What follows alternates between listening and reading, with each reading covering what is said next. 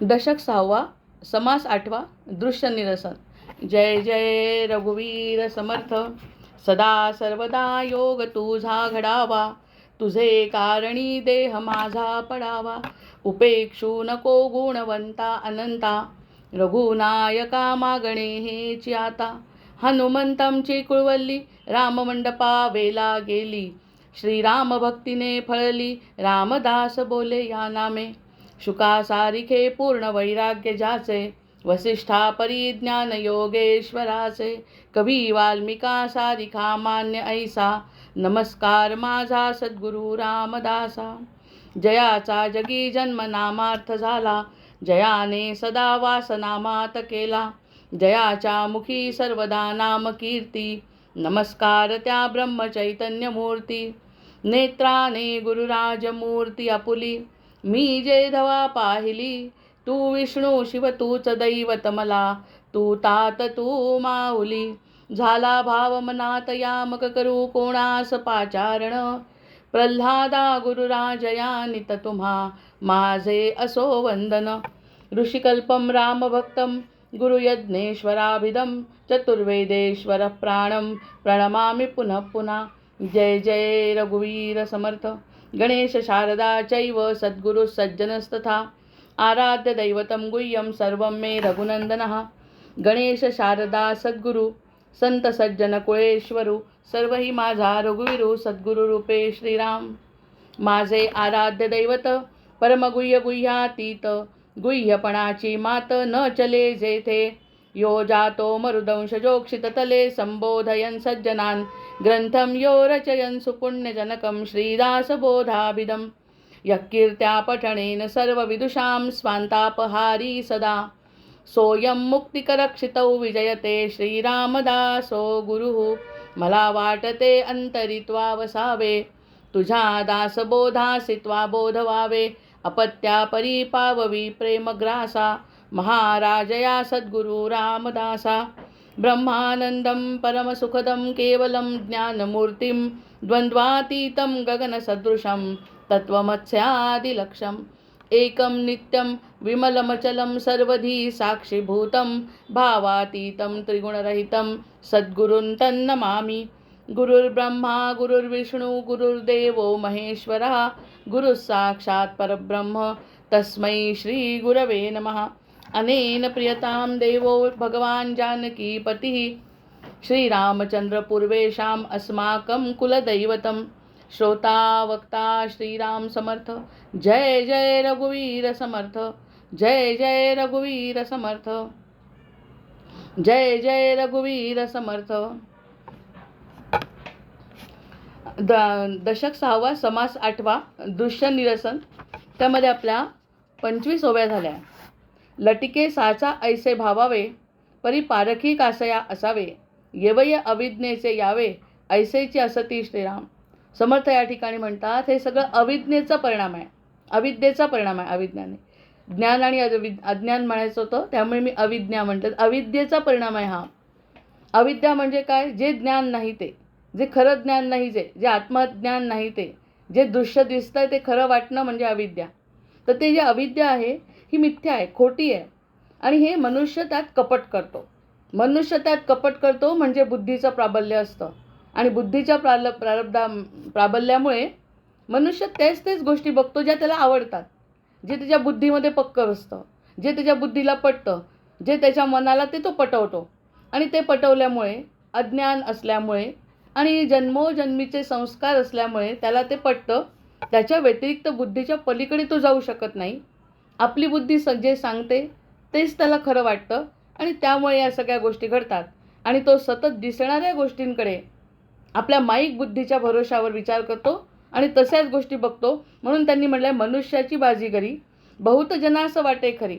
बहुत जनास, बहुत म्हणजे या ठिकाणी बहुत म्हणजे तर 98% लोक आहे की ज्या ठिकाणी ज्ञान नाही असे सगळे, ज्यांना हे सगळं ज्ञान नाही ते सगळे बहुतामध्ये येतात आणि मग त्यांना ते सगळं खरं वाटतं. आणि हे एक प्रकारचं कपट आहे. हे जे पटवणं बुद्धीला हे कपट आहे आणि हे सगळं मिथ्या आहे. म्हणजे आता जग मिथ्या असण्यापेक्षा जगाकडे बघण्याची वृत्ती जी आहे ती मिथ्या आहे. जग खोटं नाही, जगामध्ये आसक्ती खोटी आहे. त्या ठिकाणी ती बुद्धी जे पटवत असते अंतःकरणाला ती खोटी आहे. मग त्याकडे किती लक्ष द्यायचं? त्याकडे समर्थ म्हणतात हे मिथ्या होय. मनुष्याची बाजीगरी बहुत जनास वाटे खरी, शेवट पाहता निर्धारी मिथ्या होय. शेवट पाहता निर्धारी. प्रत्येक शब्दाला महत्त्व आहे. सुरुवातीला बघतायत तर ठीक आहे, जेव्हा बघतात खरं वाटलं ठीक आहे, एकदा अनुभव घेतला ठीक आहे, दुसऱ्यांदा अनुभव घेतला ठीक आहे, तरीही सुद्धा जर आनंद मिळत नाही शाश्वत स्वरूपाचा, तरीसुद्धा बुद्धीचं कपट ऐकायचं का? किती वेळ ऐकायचं बुद्धीचं कपट? बुद्धी करते आहे जे सांगते आहे ते किती वेळ ऐकायचं?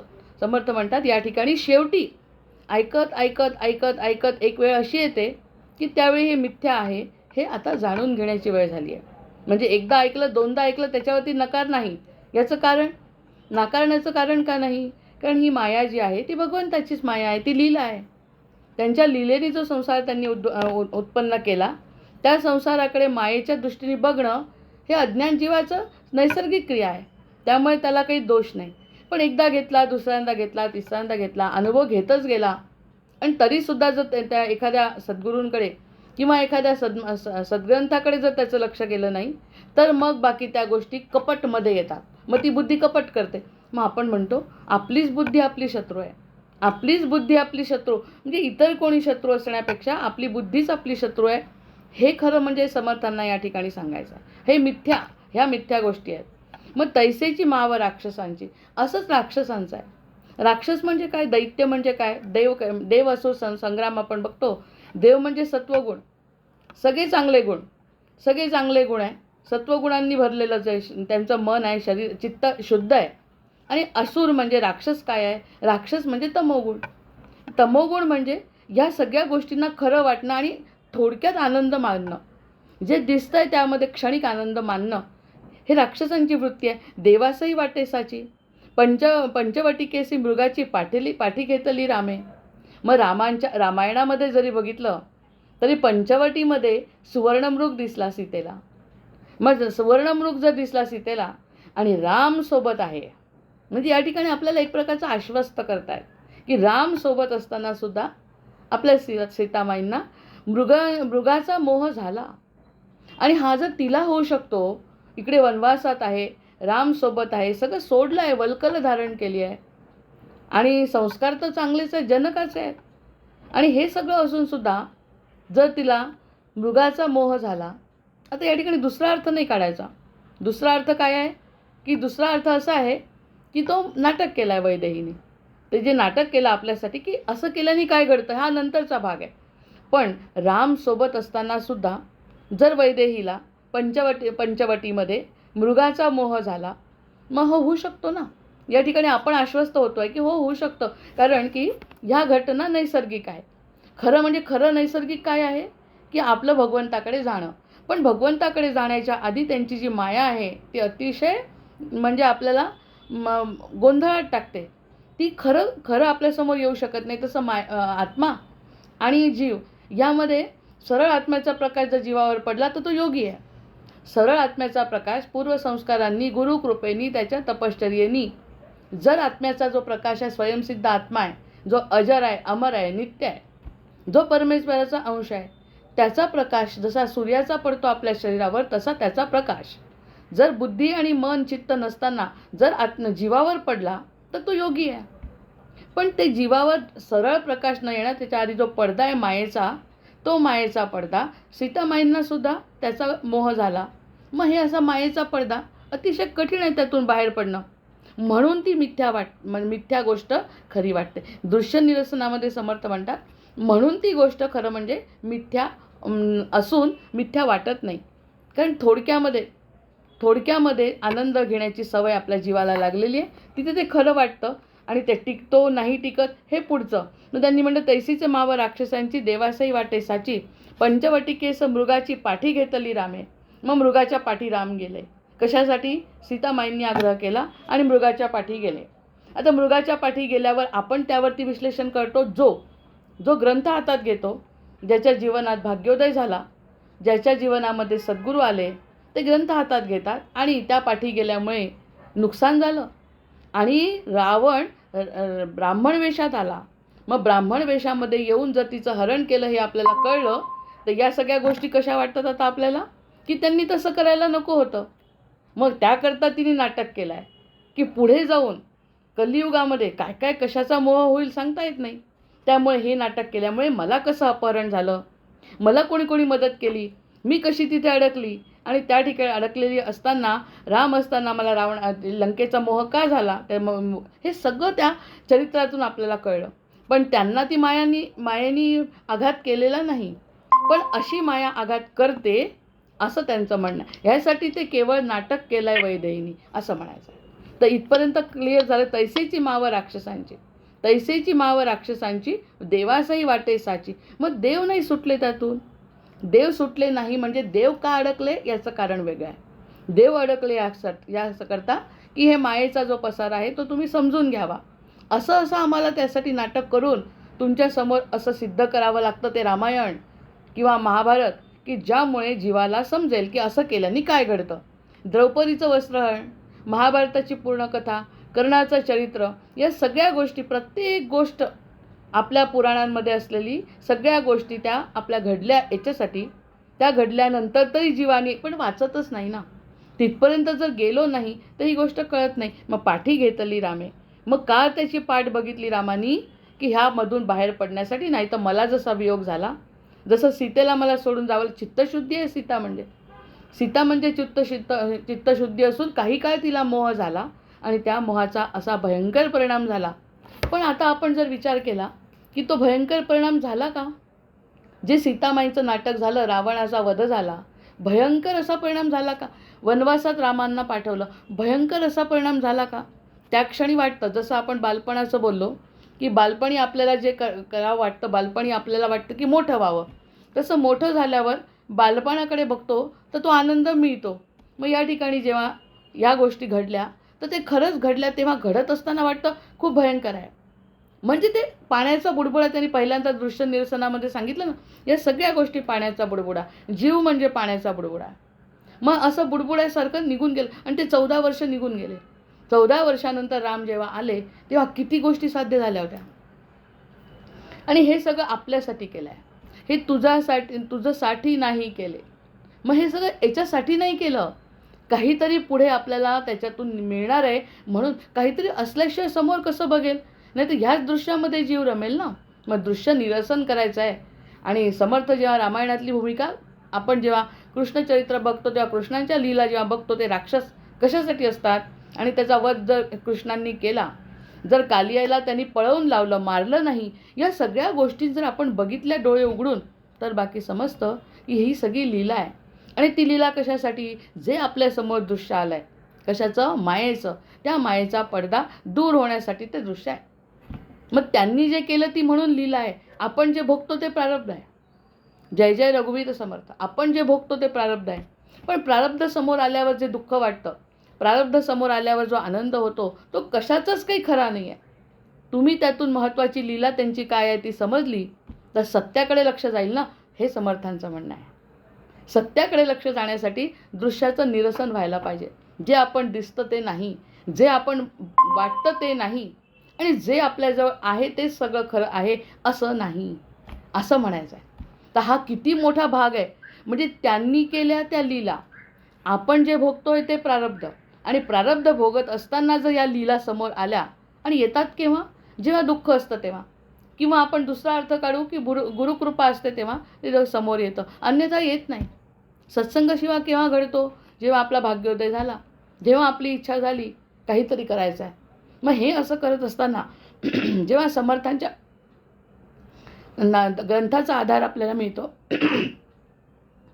त्या आधाराने तो आधार मिळाला किंवा जेव्हा प्रारब्धाचे चटके बसतात, आणि प्रारब्धाचे चटके भोगत असताना त्यांना कसं प्रारब्धाचा चटका बसला नाही, मग ते दृश्य उजागर होतं जे समर्थांना अपेक्षित आहे. जय जय रघुवीर समर्थ. यासाठी या दोन नव्या, म्हणजे रामांनी जे केलं ते इतिहास आहे, आणि तो इतिहास घडत असताना त्यांना त्रास झाला नाही. आपल्याला जर इतिहास घडवायचा आहे आत्ता तर किती त्रास होतो. ही गोष्ट माझ्या विरुद्ध, मनाच्या विरुद्ध घडते आहे म्हटलं, भयंकर यातना होतात, सहन होत नाही. आपला आत्मघात करायचा सुद्धा विचार करतो.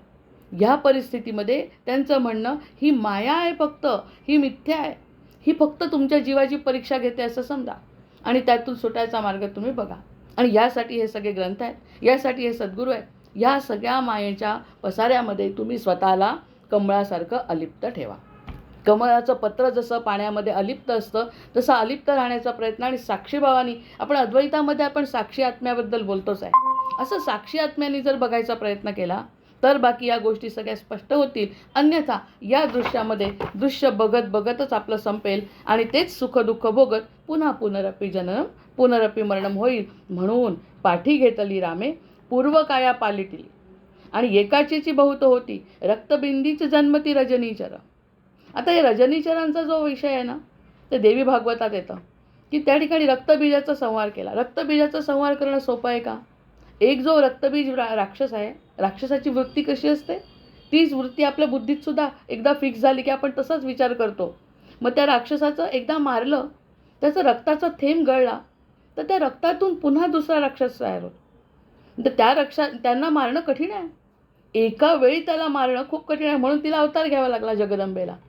मग त्यांनी म्हटलं ही पूर्वकाया पालटली एकाचीच बहुत होती, एकाच्याच बहुत होतात, त्या लीला करत सुटतात, त्यातून जीव असा निघतच नाही बाहेर. हे वेगवेगळ्या प्रकारचे संकटच वाटत राहतात. संकट वाटल्यामुळे जीव त्यामध्ये माझं त्यातला सगळ्यात मोठा प्रश्न असा असतो, म्हणजे सगळे आपण चर्चा करतो ना, त्यातून सगळ्यात मोठा प्रश्न हाच निर्माण होतो की फक्त मलाच का, हे मलाच का, इतरांना का नाही. मग इतरांना का नाही, तर इतरांनाही काहीतरी आहे जे आपल्यासाठी ते पण म्हणत असतात मलाच का.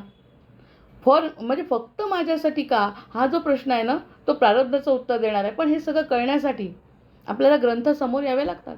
ग्रंथ जर समोर आले तर मलाच का असा प्रश्न राहत नाही, सगळ्यांनाच आहे असं म्हणतात ते. फक्त प्रकार वेगळा आहे दुःखाचा. हे एक चांगली गोष्ट आहे. दुःख ते दुःखच आहे, मग प्रकार वेगळा आहे. कोणी कशाने त्रस्त आहे, कोणी कशाने त्रस्त आहे, पण प्रकार बाकी दुःखच आहे. मग हे जेव्हा कळलं साक्षीभावानी बघणं, मग ह्या गोष्टींना जेव्हा लक्षात येतं तेव्हा पूर्वकाया पालटिली एकाचीच बहुत होती. जर तशी पालटली नाही वृत्ती, म्हणजेच आपल्या हातामध्ये सद्ग्रंथ आला नाही किंवा आपण तेच करत राहिलो तर ते एकाचेच बहु होतात. आणि एकाचेच बहु म्हणजे आपण कितीतरी लोक सर्वसाधारण संसारामध्ये सुद्धा बघतो की एखादं दुःख झालं की त्या माणसाला एकात एक अनेक व्याधी, मानसिक खच्चीकरण झाल्यामुळे त्याला व्याधी पण एका वेळी अनेक संकट येतात. आपल्या रामदासी संप्रदायामध्ये म्हटलं आहे की कोसळूनही पडो हे आकाश.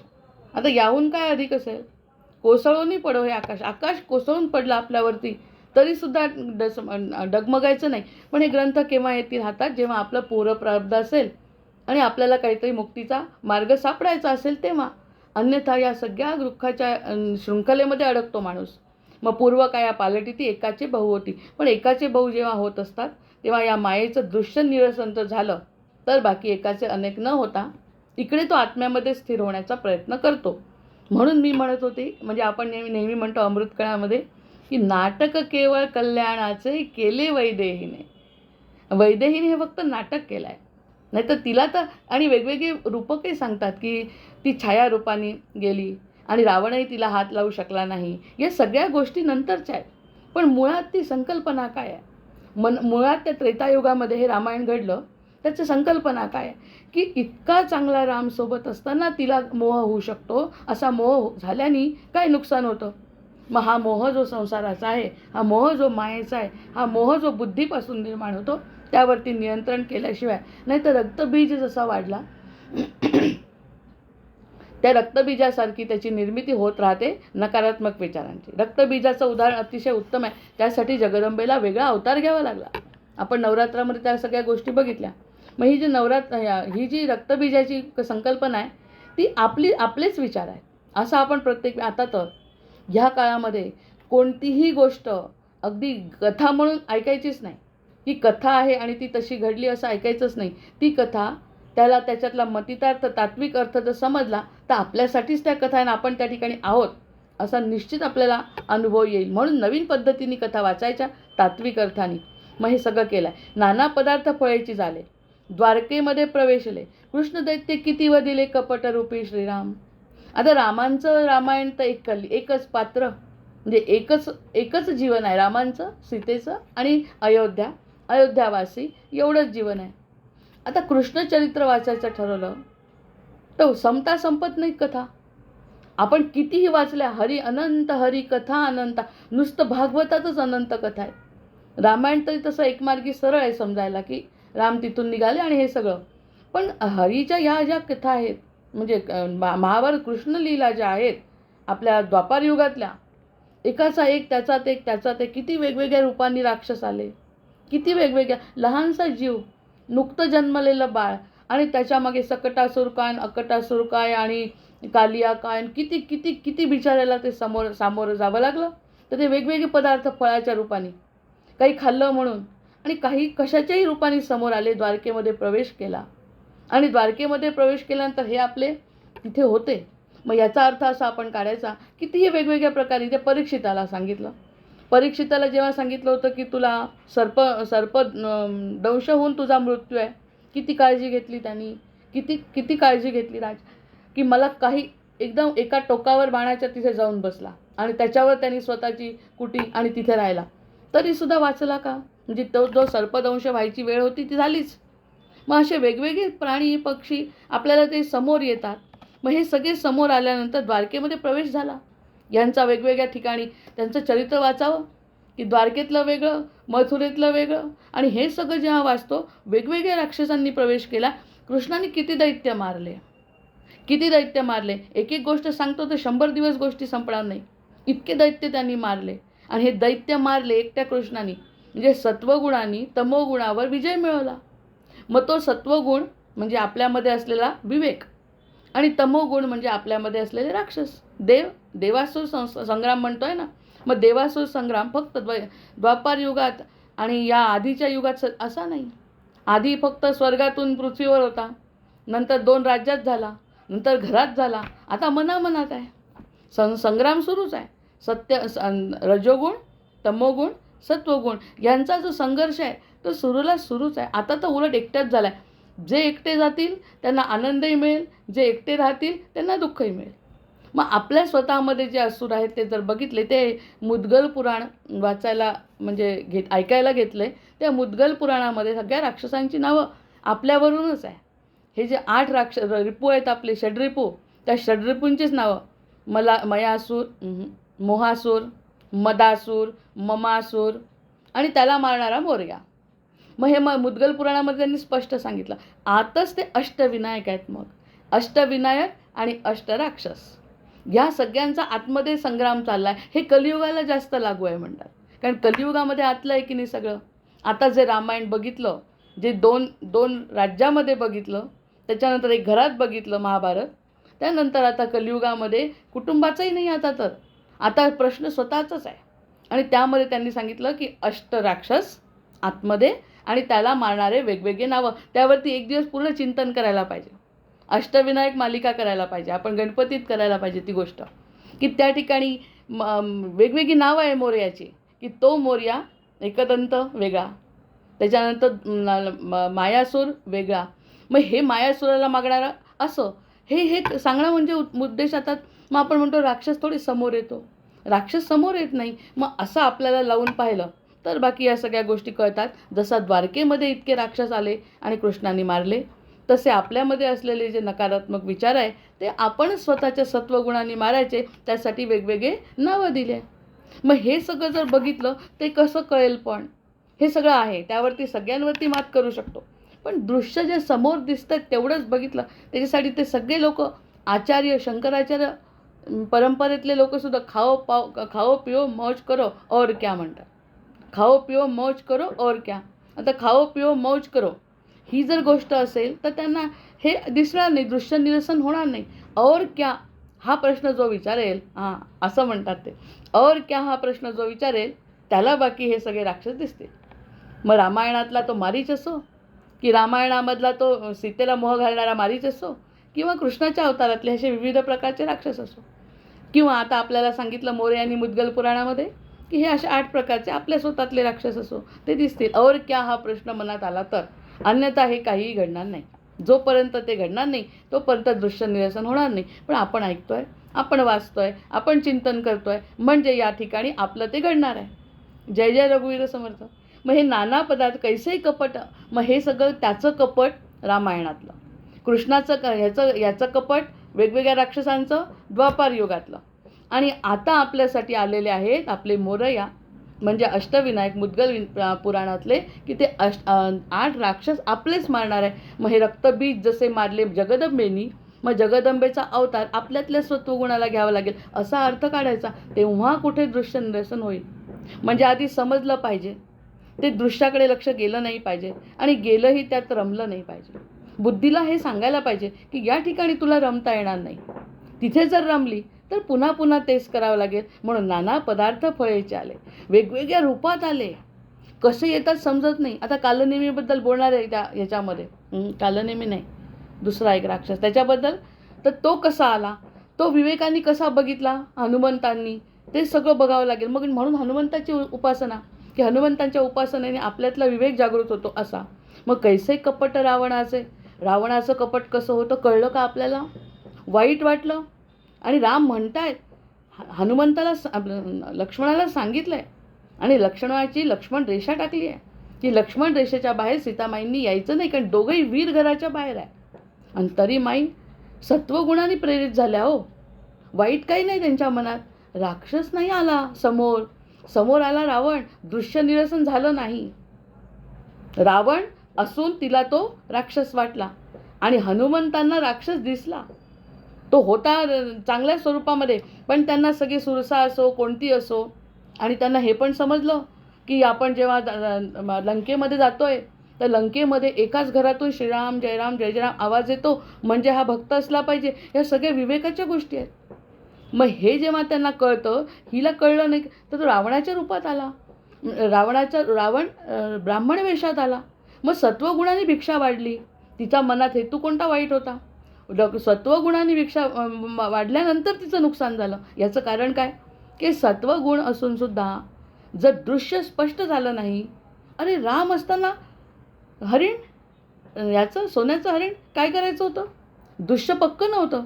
आणि हे आपल्याला शिकवायचं आहे. सीतामाईंचं काय आहे, सीतामाईंचा त्याग आपला वेगळा आहे, रामरायांचा हे कळलं आपल्याला फक्त त्या कारणाने. कैसे कपट रावणाचे, रावणाचं कपट कसं होतं आपल्याला समजायला पाहिजे. कोणत्या रूपात कोण आपल्याला फसवेल, आणि कोणत्या रूपात आपल्या आत्म्याला त्रास होईल. आपला आत्मा म्हणजे राम, आणि रामाला जर त्रास म्हणजे आपल्या आत्म्याला त्रास झाला तर चालणार नाही. त्या ठिकाणी आपण विवेकाने जागृत राहिलं पाहिजे. सिर केले मावेचे, आणि काळनेमीच्या आश्रमाचे अपूर्व कैसे.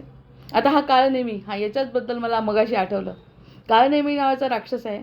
तो पण इतकं सुंदर रूप गेलं, मायावी रूप घेतलं त्यांनी. मग सीतामाईंच्या समोर रावण आला मायावी, आणि काळनेमी हनुमंतांच्याही समोर आला. काळनेमीचं किती सुंदर, म्हणजे समर्थ सगळ्यांचं एकत्रीकरण करून सांगताय. काळनेमी समोर आला. रावणाला वाटलं आता लक्ष्मणाला मूर्छा आली आहे. आता लक्ष्मण म्हणजे यांचा उजवा हात. आता रामाचं काय, अर्ध खच्चीकरण झालं आहे मनाचं, की लक्ष्मण पडला आहे. पण आपले हनुमंत जागृत आहे. हनुमंतांनी म्हटलं काळजी करू नका रामा, संध्याकाळच्या आत तुम्हाला संजीवनी बुटी आणून देतो कोणाकडून तरी. म्हणजे आणून देणार म्हणजे देणार. मला नाही समजलं तर त्यांनी तर मोठा पर्वतच उचलून आणला आहे. म्हणजे मला नाही समजलं तरी वेळ जाणार नाही, मी आणेन. पण असं करत असताना सुद्धा तोही सत्वगुणाने भरलेला, रामप्रेरित आहे, रामभक्तीने प्रेरित आहे, निघाल्याबरोबर रावणाचा अहंकार पुन्हा जागृत झाला, दुष्टपणा. त्यांनी याला काळनेमीला पाठवलं. काळनेमी इतकं सुंदर रूप घेतलं काळनेमीनी, आणि इतकं सुंदर रूप घेऊन आणि त्यांनी रामराम पण केलं. म्हणजे असंही काही नाही की रूप घेतलं, आश्रम बांधला, आणि मायावी लोकांना काही करता येतं. पण सीता भुलली, हनुमान नाही भुलले. मग हे कसं काय आहे, हे कशाच्या भरोशावर आहे सगळं. काळनेमी समोर येऊन सुद्धा आपण किती वेळा आपण विचार करतो हे करायचं नाही आहे, पण करून टाकतो. तो विवेक जेव्हा जागृत नसतो, आत्म्याला जोपर्यंत शांत वाटत नाही तोपर्यंत ती गोष्ट करायची नाही. हे हनुमंत शिकवतात. त्यासाठी आपण हनुमंताची उपासना करतो की हनुमंता मला बुद्धिमतां वरिष्ठम. मग त्याची बुद्धी घेऊन त्या काळनेमीला परास्त केलाय, मारलाय, आणि पुढे उडाले. इतक्या अडचणींमध्ये उडाले, आणि उडून तिथे सापडलं नाही, समजेना त्यांना काय करावं. त्याच्यातही विवेक त्यांचा जागृत झाला. त्यांचा विवेक जागृत झाल्यानंतर त्यांनी तिथून पूर्ण द्रोणागिरी पर्वत उचलला आणि आपल्या रामचंद्रांच्या समोर आणून ठेवला. मग या सगळ्या घटना घडताना आपल्याला दोन्ही शिकवलं, की विवेकही शिकवला आणि विवेक नसताना काय घडतं तेही शिकवलं. सीतामाई चित्तशुद्धी चांगल्या मनाने बाहेर आल्या तरीसुद्धा घडलं आणि त्यांनी अगदी विवेकाने लक्षात ठेवून त्या काळनेमीवर विजय मिळवला आणि आपल्या लक्ष्मणांना वाचवलं. मग या सगळ्या गोष्टीतून आपण काय शिकायला पाहिजे? कोणत्या क्षणी कोणत्या रूपामध्ये समोर दैत्य येतील सांगता येत नाही. दैत्यांचं जे अस्तित्व आहे ते ओळखायला येत नाही. ते मायावी आहेत ना. ते आपल्यासारखे सरळ सरळ नाही आहेत की सरळ. इतका मायेचा पगडा आणि इतकी ती धुसर असते ती माया की समजत. म्हणून तो धूम्रवर्णाचा अवतार आहे म्हणे. मी त्याच्यावरती खरंच बोलायची इच्छा आहे. ते मुद्गल पुराणावर गणपतीत 8-10 दिवसाची करावी लागते चर्चा. मुद्गल धूम्रवर्ण, त्याच्यानंतर एकदंत, नंतर वक्रतुंड, हे सगळे वेगवेगळे अवतार आहेत. त्या अवतारांमध्ये ओळखायला येतं की त्याची त्याची तशी तशी उपासना. म्हणजे धूम्रवर्ण म्हणजे दिसत नाही, अगदी धुसर असा पडदासुद्धा बाजूला होतो. मग ह्यासाठी दृश्य निरसन सांगितलं आहे. मग नाना दैत्य मग आता सांगितलं अपूर्व कैसे, काळ नेहमीच्या आश्रमाचे अपूर्व कैसे. इतकी सुंदर लीला केली. तशा मोहिनी अवतार घ्यावा लागला. मोहिनी अवतार घेतल्यावर हे भाळले. कारण राक्षसांचा गुणच आहे की भाळायचं आहे, चांगल्या गोष्टीनं भाळले आणि त्यांनी बरोबर लीला करून त्यांना ते दिलं. मग हे सगळं विवेक नसल्यामुळे घडलं. नाही तर अमरत्व प्राप्त झालं असतं त्यांना जर विवेक असता तर. आणि असुरांना विवेक तर शक्यच नाही. असुरांना विवेक असणं तर शक्य नाही. त्यामुळे बरोबर मोहिनी अवतार घेऊन मोहिनींनी बरोबर हे केलं. तर त्यात ते 2 तुकडे राहू केतूमध्ये राहिले. तेही म्हणे चांगल्याचसाठी आहे. कोणतीच गोष्ट वाईट नाही. राहू केतू जरी जीवनात आले तरी काही वाईट नाही. इकडे वनवास जर वाईट नसेल, इकडे सीतेला पळवून नेलेलं जर वाईट नाही घडलं तर बाकी काय वाईट असू शकते? कोसळूनही पडो हे आकार. पण दृष्टी स्पष्ट पाहिजे ना. दृश्य निरसन आहे. किती मोठी गोष्ट आहे. संकल्पना खूप मोठी आहे. अर्थ इतका सूक्ष्म अर्थ त्यातून निघतो की कोणत्या क्षणी कोण कसा अडवेल आपल्या आत्म्याला सांगता येत नाही. त्या आत्म्याला स्थिर करण्यासाठी विवेकाची जागृती असणं आवश्यक आहे. कैसे कपट रावणाचे सिर केले मावेचे, काळ नेहमीच्या आश्रमाचे अपूर्व कैसे. माझ्या मनात काळ नेहमी आला आणि बरोबर समर्थांच्या त्या ओवीमध्ये त्याचं नाव आलं. काळ नेहमीनी त्याच्यावरती वेळेवरती घालाय, पण तरी आपले हनुमंत त्यात अडकले नाही. नंतर नाना दैत्य कपटमती, वेगवेगळ्या प्रकारचे कपटमती असे दैत्य. वेगवेगळ्या प्रकारचे कपटमती कसे असतात आपण काल थोडी चर्चा केली, म्हणून ते निरूपण मी अपलोड केलं नाही. कारण नावासकट जर कोणती गोष्ट आली ना तर त्याला स्थिरता नसते. कसे वेगवेगळ्या रूपात येतात हे आपण जर डोळे उघडे ठेवून बघितलं ना तर कळतं हे कसं कपट चाललं. नाना दैत्य कपटमती जे देवासही नाटोपती. कधी कधी देवांना सुद्धा आणखी वरती जावं लागतं. ब्रह्माकडे जायचं, ब्रह्माला विष्णूकडे जायचं, विष्णूला शिवाकडे जावं लागतं. त्यांनाही आटपत नाहीत ते, तर आपल्याला काय आटपणार आहे? म्हणून आपण आपली हनुमंताची उपासना करत करत ते गोष्ट करायची. कारण हे देवांना सुद्धा न आटपणारे असे आहेत न. इतके कपट असतात ते देवासही नाटोपती. मग निर्माण होऊन शक्ती संहार केला. शक्ती निर्माण करतात आणि संहार करतात. आणि संहार केल्यावर आपण त्या गोष्टीकडे बघितल्याशिवाय तो संहार झाला हे सुद्धा लक्षात येत नाही. रामायण नुसतं रामायण म्हणून वाचलं, आपली महाभारत आणि गीता नुसती म्हणून टाकली, मुखपाठ झाली, काही अर्थ नाही त्याला. त्यातून आपल्याला अर्थ निघायला पाहिजे. आता आपण तो प्रत्येक असुर समजला पाहिजे. प्रत्येक असुर प्रत्येक विषयावर असुर आहे. तो असुर जर समजला तर त्याच्यावरती असलेला त्याचा उपाय आपल्याजवळ सापडतो.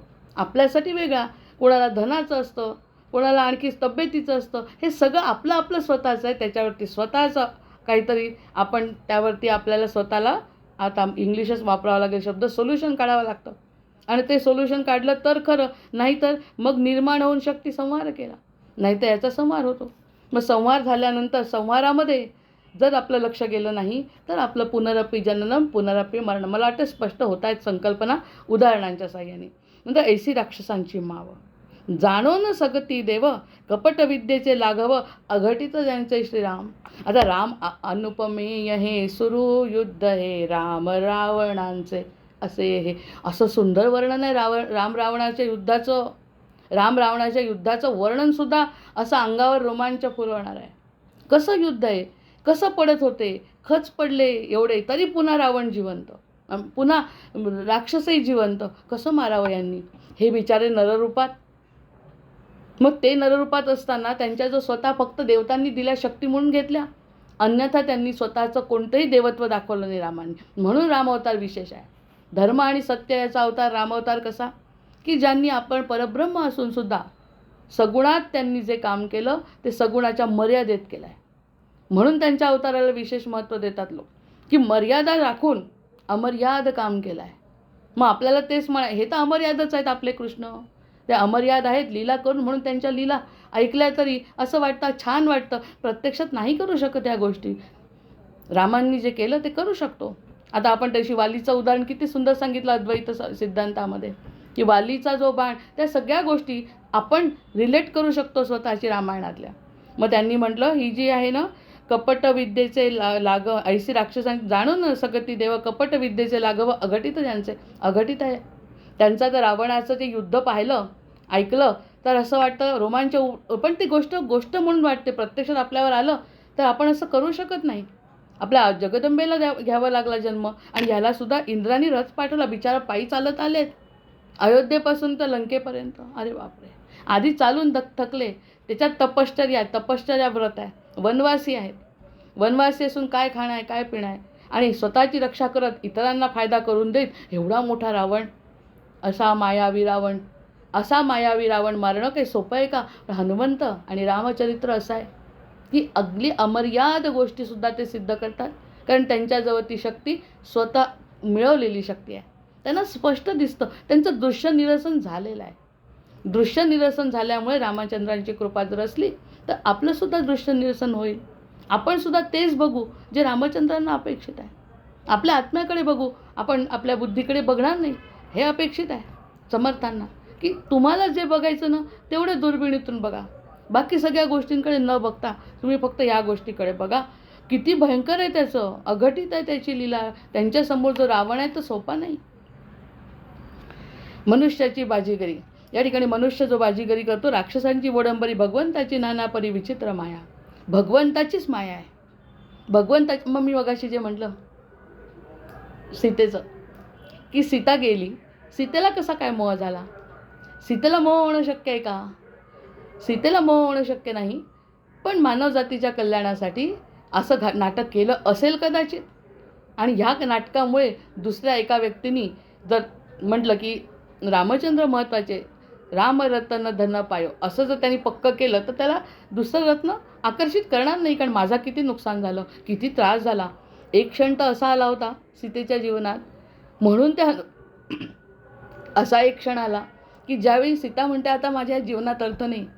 धरणी मातेला म्हणते धरणी माते आता दुभंग, आणि ज्याचं लेकरू आहे तिच्याजवळ जाऊ दे. मला आता इथे राहण्यात रस नाही. ज्यांच्या जीवनात राम नाही त्यांना राहण्याचा अर्थ नाही. बाकी जीवनात त्रास असू द्या, त्रासाचा प्रश्न नाही. रामच नाही आहे. जसं दशरथांचं झालं आहे. दशरथांनी तर प्राण सोडला. ते म्हणतात की राम नाही ज्यांच्या जीवनात त्याच्यात राहण्यात काय अर्थ आहे. तशी वेळ आली होती की नाही माईंवर, सीतामाईंवर. पण तेव्हा आपले हनुमंत प्रगट झाले, आणि आधीच प्रगट झाले. मुद्रिका टाकली, आणि त्या मुद्रिकेने तिने ओळखलं, आणि तिच्या जीवात जीव आला की नाही राम येतील. आणि राम येण्यासाठी जे आवश्यक आहे ती गोष्ट हनुमंत आधीच घेतात. आता त्याचे 2 प्रसंग आहेत. भरतानी सुद्धा अग्निकाष्ठ भक्षण करायचं ठरवलं. हनुमंताची उडी की बाबा रे करू नको, लागू दे 1 महिना 2 महिने, 1 दिवस लागू दे जास्त, पण राम निघाले. हे सांगणंसुद्धा मोठं महत्त्वाचं आहे. तसं तर बिचारे शबरीला मिळालंच नाही. शबरीचं जीवन तर नुसतं त्यागात आहे. नुसती वाट बघायचं. सांगितलं केव्हा ती बालवयात, आणि येणार केव्हा त्यांचा जन्मच झाला नाही, नंतर येणार आहेत ते, तरी बिचारी स्वतःच्या भरोशावर जगली. इथे सीतेला जीव द्यायची वेळ आली की आत्मघात करून घेते मी आता. मारली उडी हनुमंतांनी. नका करू माय. त्याच्यानंतर भले ते 6 महिन्यांनी आले असतील, पण आधार तर मिळाला की नाही राम निघालेत. इतकी कठीण परिस्थिती त्या सीतामाईंची. ती त्रिजटा बिचारी होती, तिचंसुद्धा चरित्र वेगळं आहे. त्रिजटा असल्यामुळे तिला थोडा आधार होता. अन्यथा ती त्रिजटा जर नसती आणि हनुमंतांनी उडी मारली नसती तर सीतामाईंचं काय झालं असतं. या सगळ्या गोष्टींवरून आपले रामचंद्र कशी काळजी घेतात, नाही जाऊ देत जीवाला, येतो आहे. ह्या सगळ्या गोष्टींवरून राक्षसांची ओडंबरी जरी असली तरी भगवंतांची नानापरी विचित्र माया, ही माया समजायची. आणि मायाधीश सोबत असल्यानंतर या मायेला काय घाबरायचं आहे. समर्थ म्हणतात या मायेकडे बघण्यापेक्षा दृश्य सगळं स्पष्ट झालं पाहिजे. जशी आपली दुर्बीण असते, ते दुर्बिणीतून जसं कसं फक्त आपण त्या गोष्टीलाच बघतो, घोड्यात जसा झापड लावतो, तसं तेवढा आणि तेवढा आत्म्याला शांती मिळेल एवढं काम जर केलं तर त्या क्षणी तो भाग्योदय समजायचा जीवाचा. बाकी सगळ्या गोष्टी होत राहतील. बाकी सगळ्या गोष्टी. आणि रावणापेक्षा आज तर एक दुपारी त्यांनी सांगितलं की सुदाम्या इतकी वाईट परिस्थिती कोणाचीच नाही. सुदाम्या इतकी वाईट परिस्थिती कोणाचीच नाही आणि सुदाम्या इतका भाग्यवानही कोणीच नाही. जय जय रघुवीर समर्थ असा विरोधाभास आपल्या जीवनात असला पाहिजे. माझ्याजवळ काहीच नाही तरी माझ्याजवळ सगळंच आहे. कारण सीतेच्या जीवनातून राम गेल्यावर काय झालं हे जर मला कळलं, दशरथांच्या जीवनात काय घडलं राम निघून गेल्यावर कळलं, अयोध्यावासियांच्या मनात काय घडलं हे कळलं, आपल्या गोकुळामध्ये काय घडलं कृष्ण निघून गेल्यावर काय अवस्था झाली त्यांची ते जर कळलं, तर आत्मा जर नसेल त्या देहाला काय अर्थ आहे. देह म्हणजे गोकुळ असं जर तुम्ही समजलं तर बाकी या सगळ्या गोष्टी आपल्याला टाळायला पाहिजे. मनुष्याची यामध्ये जे साच्या सारिखेची दिसे विचारताची नसे, मिथ्याची आभासे निरंतर पाहता. तुम्ही जर निश्चितपणे जर त्या गोष्टीकडे बघितलं पुन्हा पुन्हा, आपण त्या ओवीवरती भर देतो आहे, पुन्हा पुन्हा पुन्हा ती घटना ती गोष्ट आपलं जीवन त्याला जर लावून बघितलं तर बाकी मिथ्याची भास आहे. मग तो मिथ्याभास आपल्याला स्पष्ट दिसतो. कोणता? की जे आपण बघतोय ते खरं नाही, जे आपण बघत नाही ते खरं आहे. ह्या गोष्टींचा जर आभास होत असेल तर ते मिथ्या आभासे निरंतर पाहता. ह्या गोष्टी निरंतर बघाव्या लागतात. एकदा बघून होणार नाही, एकदा बसून विश्वास बसणार नाही, पण सतत सतत सतत जर त्याचा अभ्यास केला, विचार केला, समर्थांची कृपा झाली तर बाकी या गोष्टीचं निरसन होऊ शकतं. आणि दृश्य निरसन आवश्यक आहे. दिसणारं पाहायचं नाही, नाही दिसायचं ते अनुभवायचं. किती मोठी गोष्ट आहे, कठीण आहे. या जीवाला ते साधणं म्हणजे उडी मारणं. हनुमंतांची जी उडी आहे समुद्रावरची, ती समुद्राची उडी म्हणजे मनाला लांगून वर जाणे, अंतःकरणाने वर जाणे. आणि राम तर सगळं करूनच घेतात. मग नंतर एकदा का उडी मारायची ठरवली तर हनुमंत म्हणतात की रामच माझ्या मुखी आहे, त्याचे राम ते पुढचं करून घेतील. आता राम म्हणजे राम नाही, कोणतं जे आराध्य दैवत असेल ते विश्वास ठेवल्यावर ते सगळं करून घेतं. म्हणजे हे सगळं मिथ्याच्या आभासे निरंतर पाहता. हेच जर बघत गेलं तर दुसऱ्या कोणत्या गोष्टीचा जीवाला त्रास होत नाही. आणि त्याच्यासाठी या सगळ्यांनी ते केलेलं नाटक आहे. ही माया आहे म्हणतात भगवंताची, विचित्र माया. 33व्या ओळीत समर्थ त्या ठिकाणी म्हणतात ही सुद्धा विचित्र माया आहे, ही सगळी माया आहे. आमचे रामायणी जी आहेत ना ते इतके सुंदर म्हणायचे की माया तेरी बहुत कठीण है राम. मोठे मोठं गहजन आहे त्यांचं गोड आवाजात. इतकी कठीण आहे रामा तुझी माया की त्या मायेमध्ये जर अडकलं ना फार गोड वाटते ती सुद्धा. पण ते गोड असण्यापेक्षा ते जर सोडलं तर त्यापेक्षा कितीतरी अधिक गोड राम पुढे आहे हे जीवाला समजतं. म्हणतात पण मायेला लागणंच कठीण आहे. हे साच्यासारखी दिसे विचारताची नसे, मिथ्याची आभासे निरंतर पाहता श्रीराम. नंतर साच म्हणावी तरी ती नासे, साच म्हणावी तरी ती नासे, मिथ्या म्हणावी तरी ते दिसे. साच म्हणावी तर नासून जाते, मिथ्या म्हणावी तर दिसतं ना. कुटुंब दिसतं, घर दिसतं, देह दिसतो. मुख्य म्हणजे देह दिसतो. हा देह आहे, हे सगळं दिसतं आहे ना. मग दोही पदार्थी अविश्वासे सांगता मनाने जर सांगितलं तर दोन्ही गोष्टी मिथ्या आहे पटतं. पण मन मानतात कुठे? मन ह्या गोष्टी मानतच नाही. मनाने मानावं यासाठी प्रयत्न साधना आहे ही मनाचे श्लोक. मनाचे श्लोक यासाठी म्हणा सज्जना. मला तर त्यांची पद्धत इतकी आवडते की सुरुवातीला सज्जन, मनाला सज्जन म्हटलं, प्रत्यक्षात ते इतकं वाईट आहे मन. पण समर्थांनी विश्वास दाखवला पहिल्याच शब्दात, म्हणे मना सज्जना भक्ती पंथेची जावे. जसं शिवपुराण ऐकताना सुरुवातीला शिवपुराणामध्ये शिवभक्ताची महिमा गायली. आपण त्याची गाण्याआधी तोच आपली गातो आहे. त्यानंतर रामचंद्रांनी म्हटलं एक आत्मज्ञानी पुरुष सगळ्या शक्तींपेक्षा कितीतरी मोठा असतो. एक आत्मज्ञानी पुरुष या सगळ्या शक्तींपेक्षा, या सगळ्या ब्रह्मांडांपेक्षा, अनेक ब्रह्मांड असलं तरीसुद्धा त्यापेक्षा आत्मज्ञानी पुरुष मोठा आहे, हे राम स्वतः म्हणतात योगवसिष्ठामध्ये. मग हे सगळं जर आत्मज्ञानाचं एवढं महत्त्व आहे तरी आपण त्याकडे लक्ष नाही द्यायचं. या सगळ्या गोष्टी शिवानी आपली स्तुती करण्याचं काय कारण आहे? त्यांना काय कमी आहे? पण असं करून तरी एखादा शिवभक्त माझ्याकडे येईल आणि जीवाशिवाचं मिलन घडेल. जनात जनार्दन मनात आणि हे म्हणलं ना जनात जनार्दन आणि जीव आणि शिव एकच. मग हे जर करायचं असेल तर त्याला शिवाला आधी म्हणावं लागतं बाबा रे तू माझा अतिशय महत्त्वाचा आहे. इतकं पुण्य केलं तरीसुद्धा इतकं पुण्यवान करणारे लोक, त्याच्यापेक्षा माझ्यासाठी शिवभक्त महत्त्वाचा आहे कारण मी तुझी वाट बघतो. आमचे सद्गुरूसुद्धा म्हणायचे की कोणीतरी तर या माझ्याकडे, मला खूप आस आहे की कोणीतरी माझ्याकडे यावं आणि माझ्या शब्दांना मान द्यावं आणि माझ्यासाठी नाही, तुमच्या स्वतःच्या कल्याणासाठी यावं. मग हे साच्यासारखी दिसे, मग असं साच म्हणते तरी नासे, मिथ्या म्हणावी तरी दिसे, दोही पदार्थी अविश्वासे सांगता मन. ह्यावरती जर दोन्ही गोष्टींवरती अविश्वास ठेवला, अविश्वास, तर सांगता मनाने सांगितलं पाहिजे. मनाने या गोष्टी केल्या पाहिजे. मनाला महत्त्व आहे, कर्माला काहीच महत्त्व नाही आहे. कर्म काही करा, मन माझ्यामध्ये द्या. मनच आणलं नाही तर कर्माला महत्त्व नाही. परंतु हे नव्हे साचार, मायेचा मिथ्या विचार दिसते ते स्वप्नाकार जाण बापा. जे काही दिसतंय ते स्वप्नाकार आहे ते जाण. जसं स्वप्नामध्ये तू पाहतो ते खरं नसतं. जसा रज्जू भासे सर्प तो खरा, केवळ माया आहे, बुद्धी मात्र निरंतर हा भार वाहते आहे. रज्जू भासे सर्प तो खरा, केवळ माया आहे, बुद्धी मात्र निरंतर हा भार वाहते आहे. बुद्धी भार वाहते आहे. जसं आपण रेल्वेमध्ये भार वाहतो आपल्या सामानाचा, तसं बुद्धी आपला भार वाहत आहे. बुद्धीला म्हणायचं सोड तो भार, आणि मग तो स्वप्नाकार जाण. ह्या सगळ्या गोष्टी स्वप्ना. आता तरी निदान ऐकून 1 तास जरी हलकं फुलकं वाटलं तरी आपलं जीवन सार्थक आहे. बाकी आयुष्यात काय घडेल कोणाला माहिती. पण 1 तासासाठी, 1 क्षणासाठी जरी आपण शिवभक्त, रामभक्त झालो, कारण राम आणि शिव काही वेगळा नाही, या सगळ्या गोष्टी घडल्या, तर ते म्हणतात स्वप्नाकार जाण. स्वप्नाला काय किंमत आहे. सकाळी उठल्यानंतर की भयंकर भयंकर स्वप्न पडतात आणि कधी कधी अतिशय गोड स्वप्न पडतात. त्या दोन्ही गोष्टींना अर्थ नसतो. लहानपणी तर 1 मासा खायला येतो असं सारखं स्वप्न पडायचं, मोठा मासा कितीतरी. आणि तेव्हा असे सांगणारेही नव्हते की रोज भीती, मग झोपायचंच नाही असं वाटायचं. झोपला तर तो मासा येतो आणि इतका मोठा मासा पाण्यातला, त्याचा अर्थ अजूनही कळला नाही. त्या मत्स्यावतार बघत होते का इतका मोठा की आमच्या खोलीतही मावत नव्हता एवढा मासा, इतकी भीती वाटायची. पण आता असं वाटतं तो मासा काही खरा थोडी होता. झोपायचं नाही काय कारण, झोपलं नाही म्हणून ते काही जाणार आहे का मनातलं, असं नाही. ते सगळं स्वप्न आहे. आपलं स्वतःचं संसार जीवनसुद्धा सगळं स्वप्न आहे असं समर्थ म्हणतात. तथापि असो तुझला भासची सत्य वाटला, एवढं असून सुद्धा तुला स्वप्न खरं वाटत असेल तर तुझ्यासारखा मूर्ख तूच.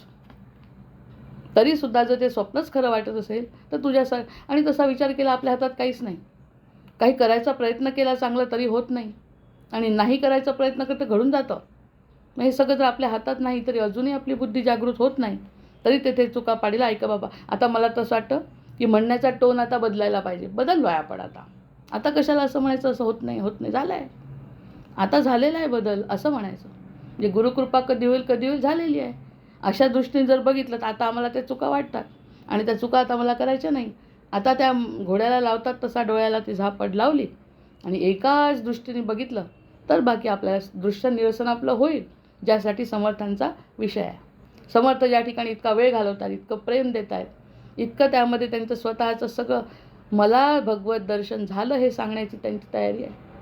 ते सांगत असताना त्यांची अवस्था काय असेल की बाबा रे, मला माझ्या गोष्टी सांगायच्या नाही रहस्यातल्या.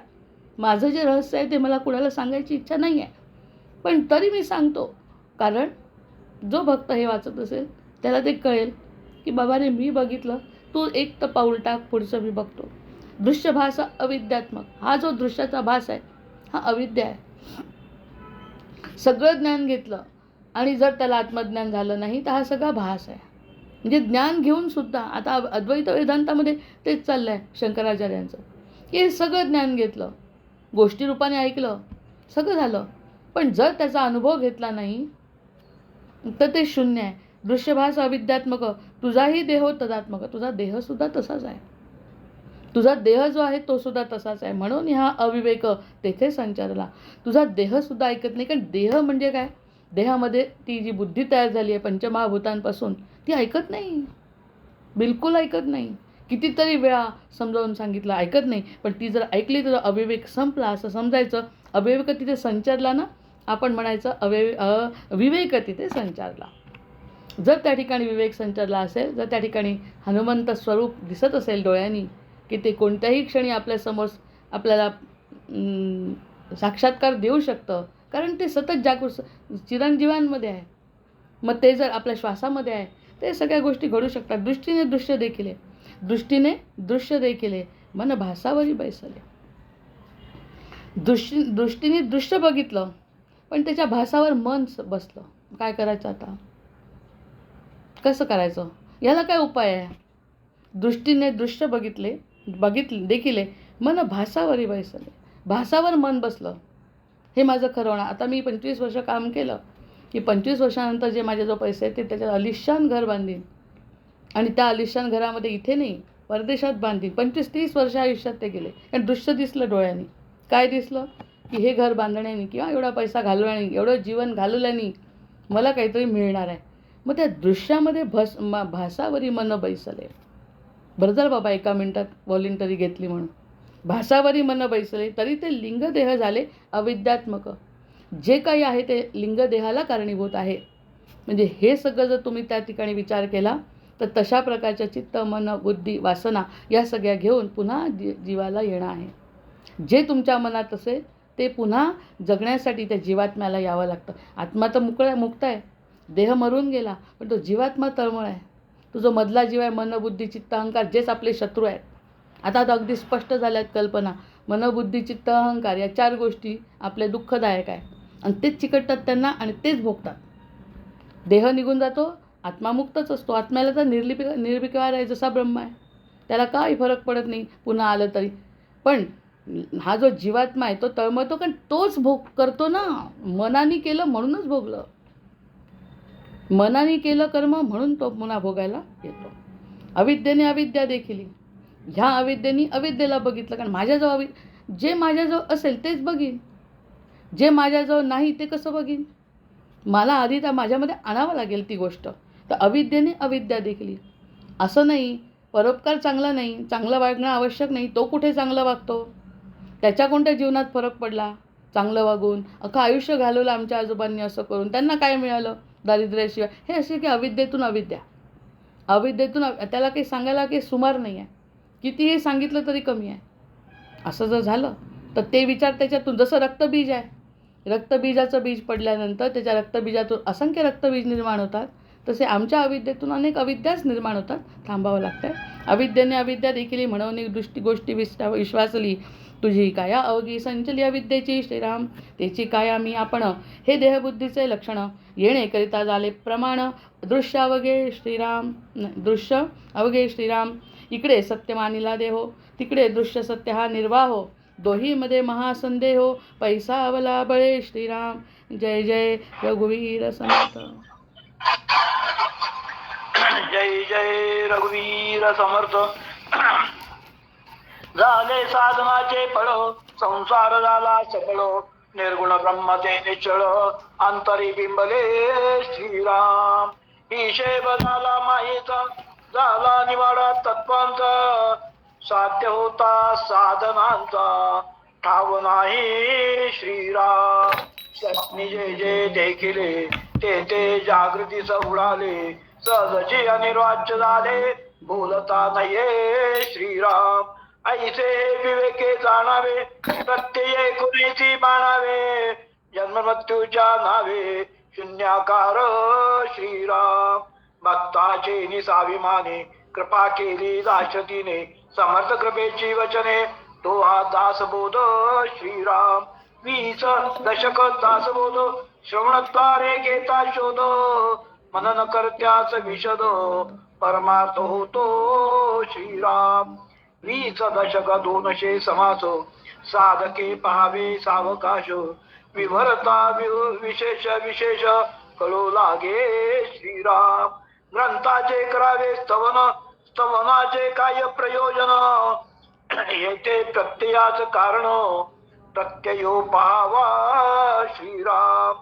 देह तव 5 भूतांचा, करता आत्मा ते तिचा. आणि कवित्व प्रकार मनुष्याचा, कशावरुनी श्रीराम. सकळ करणे जगदीशाचे, आणि कवित्वची काय मनुष्याचे. ऐसा अप्रमाण बोलण्याचे, काय घ्यावे श्रीराम. सकळ देहाचा झाला केला, तत्व समुदाय उडाला. तेथे कोण्या पदार्थाला, आपुले म्हणावे श्रीराम. ऐसी ही विचाराची कामे, उगेच भ्रमो हे भ्रमे. जगदीश्वरे अनुक्रमे, सकळ केले श्रीराम. जय जय रघुवीर समर्थ. जय जय रघुवीर समर्थ. जय जय रघुवीर समर्थ. जय श्री कृष्ण. वन्दे देवं विष्णुमशेषस्थितिहेतुं त्वामध्यात्मज्ञानविदन्तर्हृदिभाव्यं हेयाहेयद्वन्द्वविहीनं परमेकं दत्तामात्रं सर्वरजस्तं ऋषिरूपं प्राणापानौ निश्चयबुद्ध्या हृदिरुद्ध्वा छित्त्वा सर्वसंशयबन्धं विषयोगान् पश्यन्तीशं यं गतमोहायतयस्तं वन्दे रामं रत्नकिरीटं रविवासं मायातीतं माधवमाद्यं जगदादिं मानातीतं मोहविनाशं मुनिवन्द्यं योगिद्धेयं योगविधानं परिपूर्णं वन्दे रामं रञ्जितलोकं रमणीयं प्राण भावाभावप्रत्ययहीनं भवमुख्यै योगासक्तेरर्चितपादाम्बुजयुग्मं नित्यं शुद्धं बुद्धिमनन्तं प्रणवाक्यं वन्दे रामं वीरमशेषासुरधावम् त्वं मे नाथो नाथितकार्याखिलकारी मानातीतो माधवरूपो भक्त्यागम्यो भावितरूपो भवहारी योगाभ्यासैर्भावितचेतः सहचारी त्वामद्यन्तं लोकततीनां परमीशं लोकानां नो लौकिकमाने हृदि गम्यं भक्तिश्रद्धा भावसमेतैर्भजनीयं वन्दे रामं सुन्दरमिन्दीवरनीलं को वा ज्ञातुं त्वामतिमानं गतमानं मानासक्तो माधवशक्तो मुनिमान्यं वृन्दारण्ये वन्दितवृन्दाकरवृन्दं वन्दे रामं भवमुखवन्द्यं सुखकन्दं नानाशास्त्रैर्वेदकदम्बैर्प्रतिपाद्यं नित्यानन्दं निर्विषयज्ञानमनादिं मत्सेवार्थं मानुषभावं प्रतिपन्नं वन्दे रामं मरकतवर्णं मथुरेशं श्रद्धायुक्तो यः पठति मम स्तवमाद्यं ब्राह्मं ब्रह्मज्ञानविधानं भुविमर्त्यं रामं श्यामं कामिदकामप्रदमीशं ध्यात्वा ध्यात्वा पातकजालैर्विगतः स्यात् सीताकान्तस्मरण जय जय राम महारुद्र हनुमान की जय जय जय रघुवीर समर्थ भर्जन भव बीजाचे अर्जन सुख संपत्तीचे तर्जन यमदूताचे जन बोला राम राम राम बोला राम राम राम बोला राम राम राम आवाहनं न जानामि तवार्चन पूजाञ्चैव न जानामि क्षम्यतां परमेश्वर क्षम्यतां परमेश्वर क्षम्यतां परमेश्वर जय जय रघुवीर समर्थ।